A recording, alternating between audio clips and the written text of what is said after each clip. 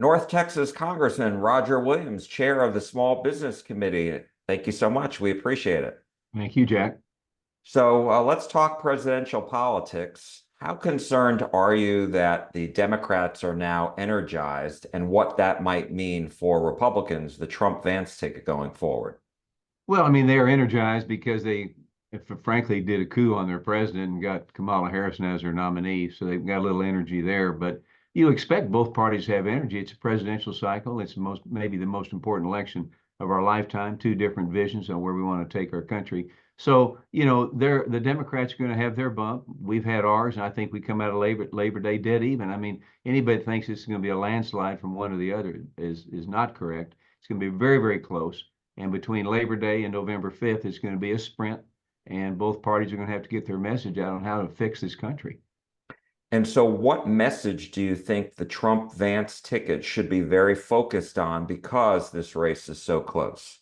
Well, I think they need to focus on we have a business way to fix the economy, and President Trump did a great job 2016 to 2020. I think most people in business or even people retired would tell you is the best they've had in many, many years from their assets growing, their businesses growing. I've been in business 52 years and I never saw it as good as it was from 2016 to 2020 because you went after Main Street, you helped Main Street, you cut taxes, you cut regulations, you had a supply chain, and those things all work. And so the message I think we need to put out is that very message that we believe in the private sector. We want to put more money in the hands of the private sector. We need to get government out of the private sector, out of raising taxes, et cetera. And their message is going to be to raise taxes, increase regulations, more power to the government, that the people are not quite as smart as the government, which we all disagree on. And it's going to be the message. So we'll see, but big government will not beat smaller government if we get our message out there. Former President Trump laid out his economic vision for the next 4 years. And he says he wants to cut taxes, cut regulations, and is saying drill, baby, drill. How does that translate to lower costs for everyone and expanding the economy? Well, it'll immediately create lower costs because when of course, you take drill, baby, drill, we're going to sell one of our great assets, begin to sell our assets to the world again instead of buying from everybody else. We'll be a seller. We'll turn the energy sector loose. You got to cut taxes, Jack. When you cut taxes, you do several things. You create more taxpayers. You create more income for the federal government, which is out of control spending, but you do have more cash flow. People have more money in their pocket.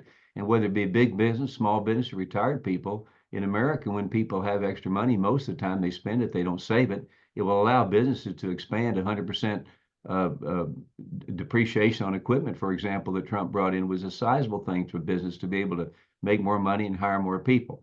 When you start talking about raising taxes and regulations, it chokes small business. Main Street gets smaller. They begin to play defense, not offense.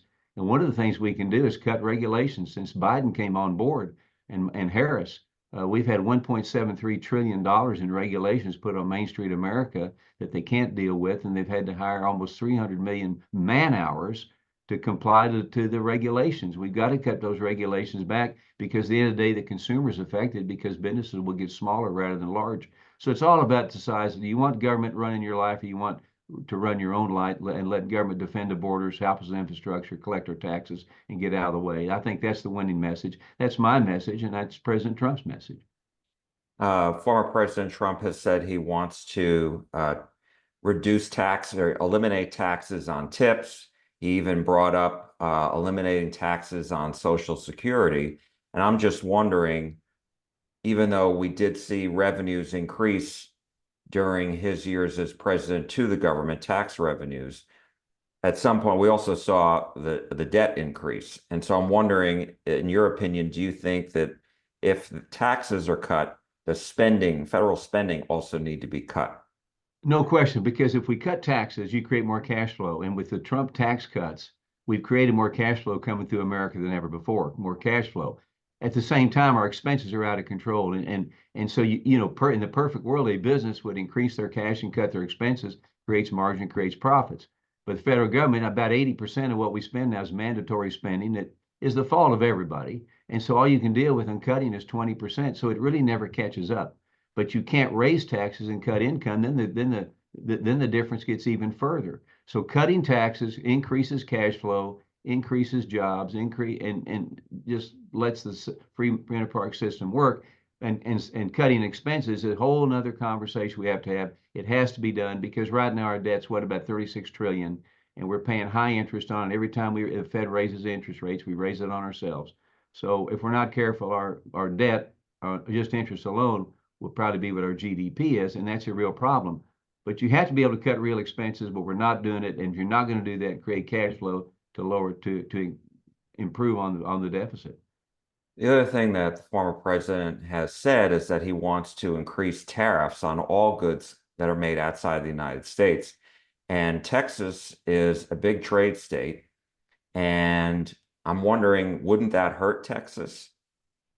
Well, I think that we need to do a better job. We're the greatest country in the world. We have the greatest assets in the world. And, what we ought to do is to have incentives to bring jobs back here that we lost when Biden came. I mean, if we cut taxes, create incentives for businesses to come over here worldwide, we'll do away with the supply chain issue. We'll create more jobs, and we will be the competitor. We will set the prices. We will set the competition. They will have to deal with us. Tariffs. Tariffs do work sometimes. Sometimes they could be looked at as a tax increase. And I think, as President Trump does, that if we cut taxes, Jack, and inspire people to come to America and create jobs and bring jobs here, that takes care of a lot of issues. We need to be the strongest power economically. We got an energy sector like no other. We need to sell our energy to other countries, not buy from other countries, and that would stop also. So we'd get the wheels of free market going. We get the wheels of competition going. We get the wheels of risk and reward going, and all of a sudden you've got the economy running again. It's the people's economy, not the government economy. Right now, Biden has us all competing against the government. I don't want to compete against the government. I want to compete against my competition, and that drives prices down, and that will bring inflation down. And my last question to you, and I appreciate your time, and that is, how confident are you that Republicans will be able to increase their majority in the House and in the Senate get past 50 Yeah, and have a real majority? How I confident think are you? Yeah, that's a great question. I think that we will increase in the House. I mean, there's a lot of races that I think will be flipped. A lot of retirements, as you know, new people running. But I think we'll keep the House. I think we had a great chance to get the Senate, especially if you win West Virginia, you probably get the Senate. So we got things going our way. We got the right message. We need to have the messengers out there talking about the people are the biggest asset America has. It's not necessarily America, but I do think we get the House, keep the House, and I do think we get the Senate back, and I think the presidential race will be very close. And I think Donald Trump will win.